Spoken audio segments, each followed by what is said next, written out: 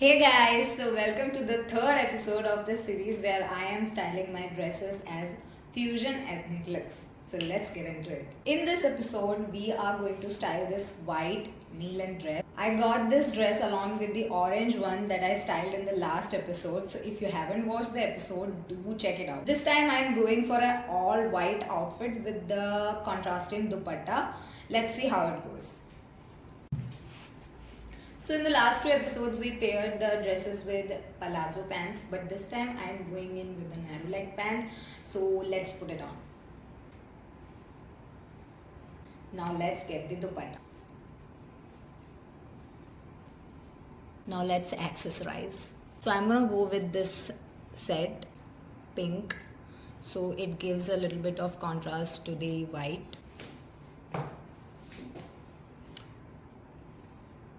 As usual, watches here, a simple nude heels. Also, you can even go for a ponytail like this or a bun with some flowers in it. I'm gonna keep it sleek like this. Yeah, we are done for this outfit also. So this marks the conclusion of this series where I am just converting my dresses into fusion outfits. And if you guys like this series, do let me know in the comments. Also, if you guys want more of it, do let me know in the comments.